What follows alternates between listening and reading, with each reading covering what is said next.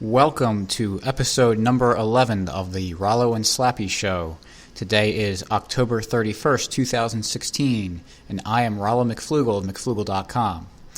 Unfortunately for us, but fortunately for Slappy, Slappy Jones 2 will not be joining us tonight. He had an issue, we'll call it an issue, that he's taking care of, and I'll let him talk about it next week if he so chooses, but it's one of the few things that excuses you from missing one of our weekly podcast episodes.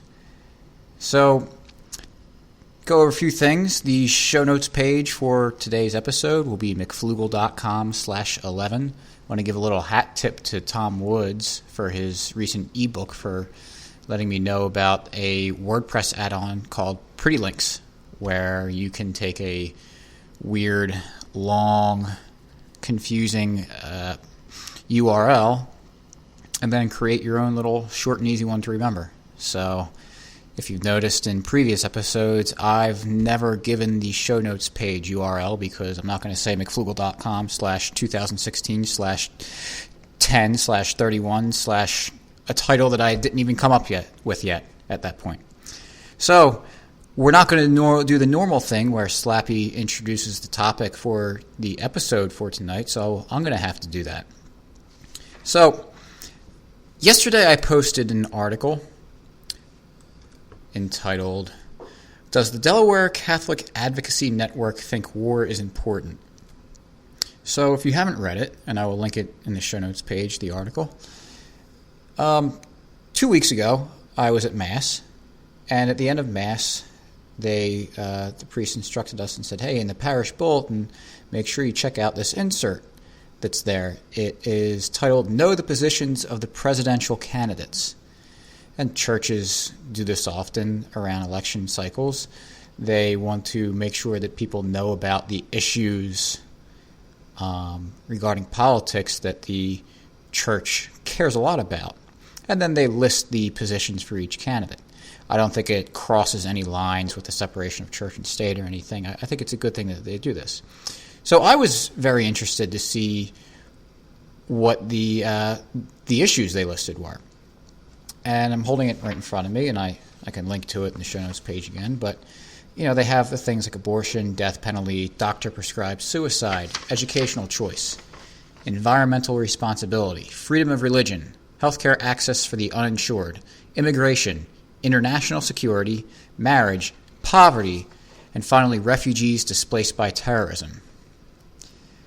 Now, I don't know if you noticed one that was missing, one of the issues, but I certainly did, and it was one I was looking for and was really kind of disappointed that I didn't find it there. And that issue is war. They had international security, but it was just about how Hillary Clinton and Donald Trump would deal with the problem of ISIS. It doesn't really get to the issue of war itself. And really, this is kind of a microcosm, in my view, how religion, and I'm going to talk, being a Catholic, I'm going to talk a lot about the Catholic Church and some Christianity here, but this can really be applied to all religions as far as I know.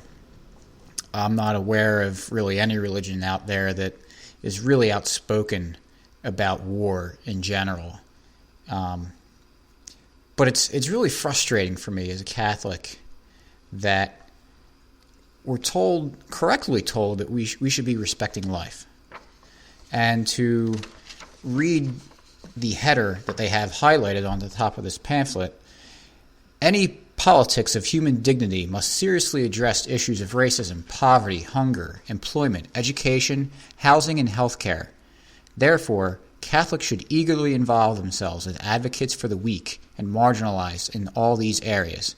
But being right in such matters can never excuse a wrong choice regarding direct attacks on innocent human life. Indeed, the failure to protect and defend life in its most vulnerable stages renders suspect any claim to the rightness of positions in other matters affecting the poorest and the least powerful of the human community. If we understand the human person as the temple of the Holy Spirit, the living house of God, then these latter issues fall logically into place as the crossbeams and walls of that house. All direct attacks on innocent human life, such as abortion and euthanasia, strike at the house's foundation. These directly and immediately violate the human person's most fundamental right, the right to life. That is taken from The Living Gospel of Life, number 22, the Pastoral Statement of the U.S. Catholic Bishops, 1998. So what that basically means is that while it might be important, some issues that are being discussed by government and politics, the most important thing is to make sure that life is protected and respected. So, for example, it would take, when you're weighing each candidate, the weight you put on whether or not they want to have the minimum wage to be set at $14 an hour or $15 an hour matters a lot less than their position on, say, the death penalty. So while the minimum wage does have potential moral effects on the world and people, it's not as direct as ending someone's life as the death penalty is. So that's what they mean there.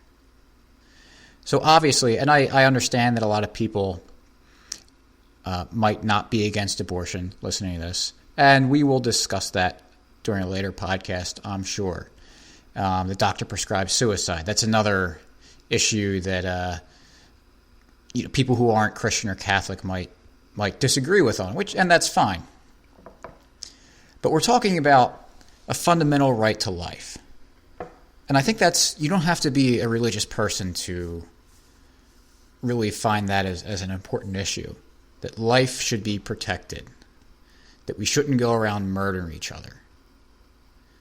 So, as I said earlier, where's war on this? How many people in the Middle East have to die with these wars that are being fought by the United States over the past, how many years? Since World War II, we've basically been in an endless state of war. Now, they may not be declared wars, of course. We may not know about them while they're going on, but they still happen. And to give a more recent history, since the attacks on September 11th, we've been in a state of war since then, the last 15 years or so. We've been in Afghanistan, Iraq, Pakistan, Syria, Yemen, Egypt, Libya, and the list goes on. And I don't think it really matters who gets elected president next between Hillary Clinton and Donald Trump. I believe that those wars will basically continue and will probably be in more wars. So, and we know that the wars aren't clean. That is to say that when the United States targets somewhere, it's not that they only hit the enemy targets. They only hit the bad guys. A lot of civilians end up dying in these wars, completely unnecessarily. They say that drone strikes are very precise and accurate, and then we have these smart bombs. They can hit a 1 square yard target. But then we see on the news that there's a wedding got hit by a drone strike, and say 20 people died as a result. I believe the death count over the last 15 years or so is several 100,000 civilians in the Middle East have died from these wars. And now we have, looking at Yemen, the blockading that they're doing, where 90% of the wheat and rice that is eaten by the people in Yemen is imported.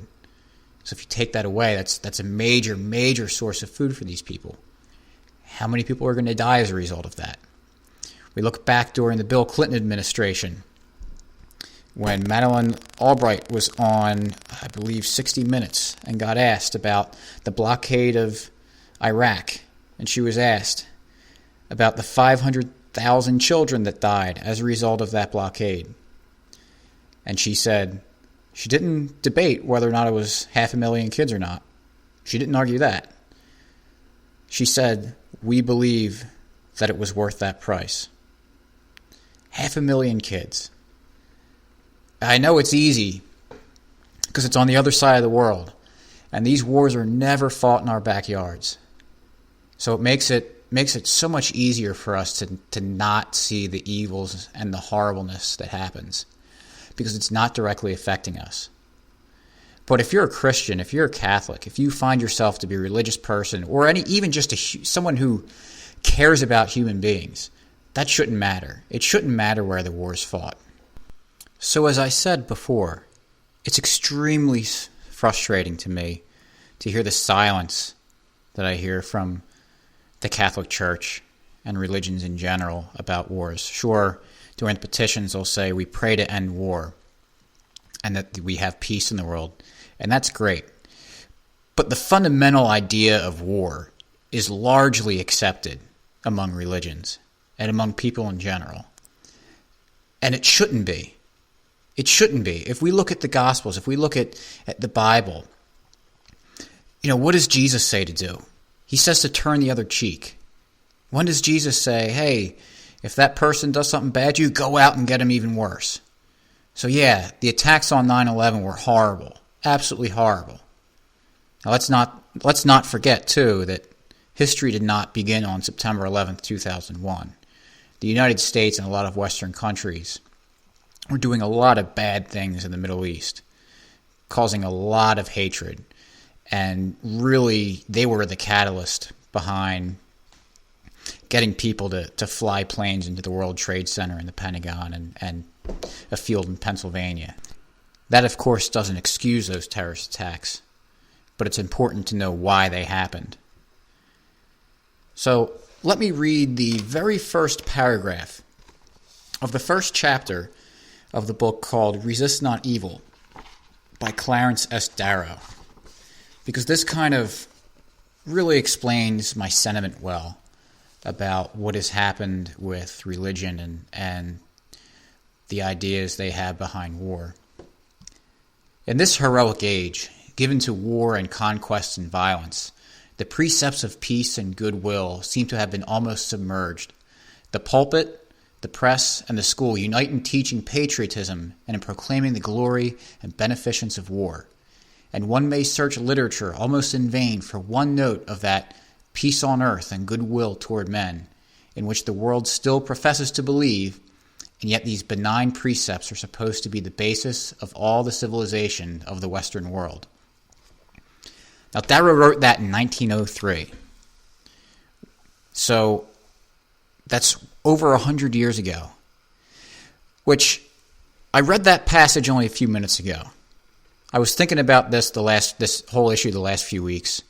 I had read this book before, but I just decided a few minutes ago or a few hours ago to record this episode on this topic. So right before the podcast started, I pulled the book out and opened at page 1, because I remembered it began with some talk about war. So it makes me feel, I don't know if it makes me feel better or worse about this, that this problem that I feel with churches teaching patriotism above respect for life, that war can be a good thing instead of war is evil and war is horrible.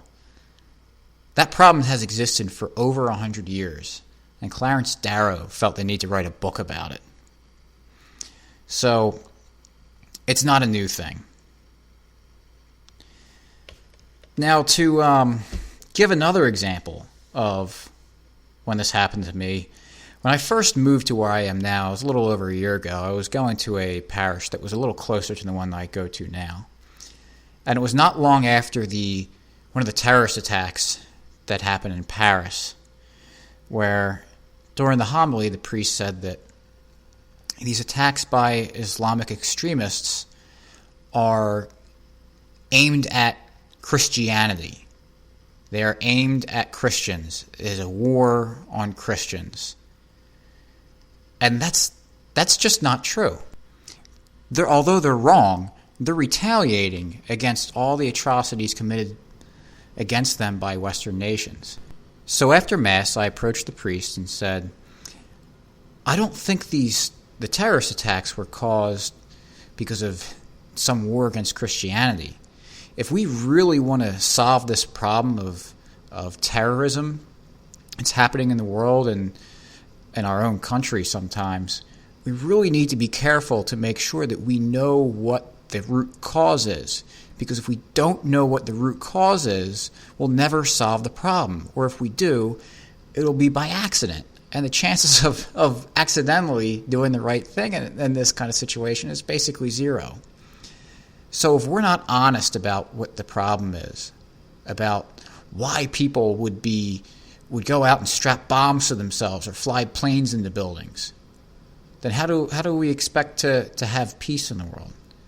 And his response to me was, well, I see that you're a student of politics, and keep that up. And that was it.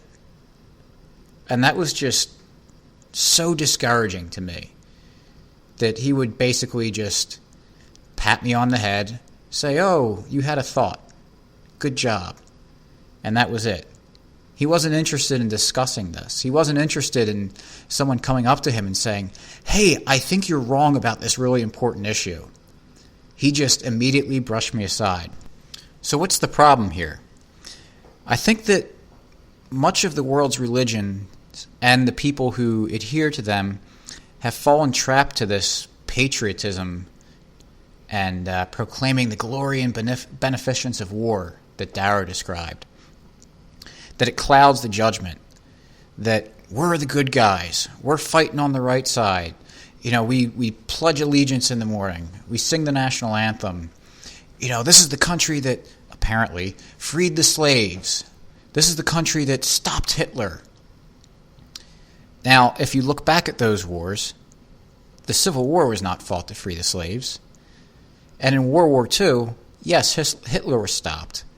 But it also helped Stalin and Mao retain power and go on massive killing sprees of their own. So, judging the intentions, that's not the only thing you can do. And really, you can't just judge your own intentions when it comes to war. I don't think your average person, I don't think the priest on the pulpit, the rabbi in synagogue, or any other religious figure believe that they're doing wrong by not being against these wars. I truly believe, just like you, just like anybody else you talk to who might be in favor of these wars, they believe that the United States and the military are doing the right thing, but they're not. So we need to look back on what actually happened, why we went to war. Were there weapons of mass destruction in Iraq? No. Were the terrorists that flew the planes into the World Trade Center on September 11th, were they from Afghanistan? No. They were from Saudi Arabia. So if we're not constantly re-examining what's going on, we're basically flying blind. And if we're flying blind, we don't know where we're going. So we could be going down a wrong path. And I think we are, speaking to, religion and much of the world. Because war flies in the face of everything that religion teaches, whatever religion that may be. Yet overall, it's still largely supported. So ask yourself this question. If you think that it's wrong for you and I to fight on an individual level to solve our problems and to use violence, what makes it right for governments whose politicians use other people to fight to solve their problems for them, using unspeakable violence? So to finish, I want to read the next paragraph of Resist Not Evil. The doctrine of non-resistance, if ever referred to, is treated with derision and scorn. At its best, the doctrine can only be held by dreamers and theorists, and can have no place in daily life. Every government on earth furnishes proof that there is nothing practical or vital in its teachings. Every government on earth is the personification of violence and force, and yet the doctrine of non-resistance is as old as human thought. Even more than this, the instinct is as old as life upon the earth. So, hopefully I gave you something to think about if you're not already against war.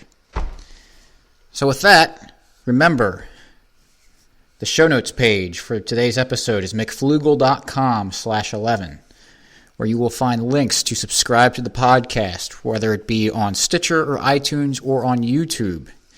Also, be sure to like us on Facebook and follow Slappy and I on Twitter.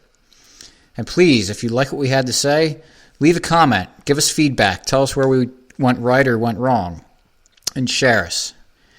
We're trying to spread the message about liberty, and you are probably even more important than we are in helping us spread this message, since you can get the word out.